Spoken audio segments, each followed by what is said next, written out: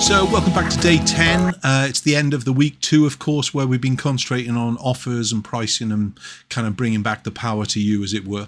And today, at day 10, we're looking at simplifying our choices, okay, and simplifying the choices for the client, which is key, to help them make easier decisions.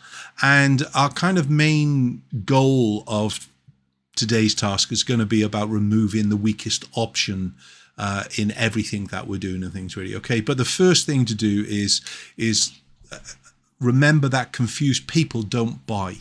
All right, we need to rewrite any remaining offers that we've got so they feel safe and they feel transformational as well with it and things, really. Okay, but look, we've made it to the end of the week. We're at day 10. We've renamed our offers, we've audited our rates, and we've set a price level that we're going to work from. Now, remember, we are on about redesigning the business rather than starting the business up, because they are different things in what we're discussing in this redesign in 30 days. Obviously, there is some crossover, but we're talking about specifics now where we know numbers and we know the history of what the business has been doing, and we're trying to make more money. So once we've kind of moved away from this kind of even conversion killer that we discussed this week, we've got to eliminate all these things before we can move on to week 3. Today, it's really about choice paralysis. Yeah. In other words, if you give your client 10 different packages, 20 different a la carte options, and a confusing menu of add-ons, you aren't being helpful to them at all. You're being a barrier. Today, we're trying to kind of clean up everything. In other words, kind of really do a spring clean of the pricing and making things a lot simplified, so the choice becomes a yes, becomes that inevitable yes in every discussion that you're having in the sales room. I know it sounds a little bit confusing at times, but the less is more. That's the real kind of thing to remember from anything in sales. The less choice they have, the more actually they will spend. I can guarantee you that. So as far as marketing is concerned, remember, confused people don't buy. If they have to do the math or open a spreadsheet to understand your pricing, they'll basically just close an email, or they'll just shut down in the viewing room and things, So as far as getting creative with the pricing, fewer options sharpen the vision. They can concentrate on collection A, collection B, collection C, and they can focus in, we hope, on collection B, the middle one, where we're really going to make our main money. So when we aren't worried about fulfilling package A or collection A versus collection B, you can focus entirely on the art of the transformation, and you're not worried if they're going to spend. We know if we've explained to the client enough about how the pricing works, what's included in our collections and so on with it, then it's a much easier sales room, I promise you. But I would definitely go and watch the sales room sessions that I've got on Academy. When we start to talk about inspirational ideas and inspirational tips for the client, remember, bold brands choose for their clients. An expert doesn't say, what do you want? An expert says, this is what you need. Okay. And obviously you might feel that you can't be saying that. But the last thing that you should be asking a client is, okay, so have you thought about what you want to buy? I don't want to be doing that. I want to take that decision out of the sales room, and I want to do it post-session pre-selling, or if they're doing a same session viewing, I need to do it in the pre-session discussions, so that they know all the price and everything else with it. They don't need a full price list before the shoot. If they're going to be coming back in a few weeks' time to actually do the sale, they need the price list to go away with after the experience.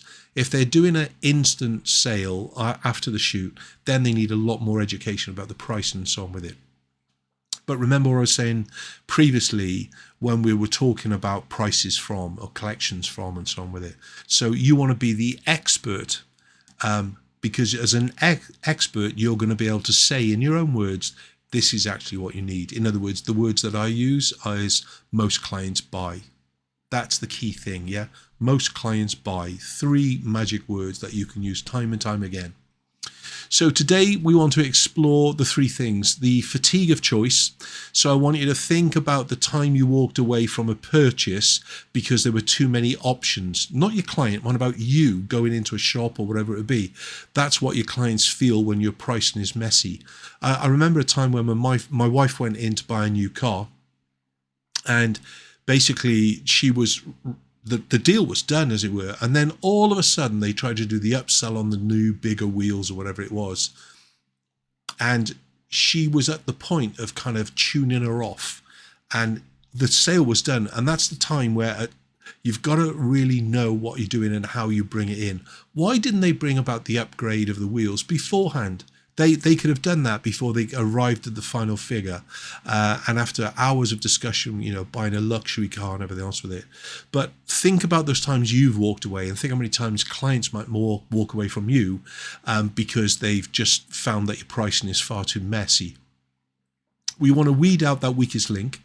Which of our current offers do you secretly hate?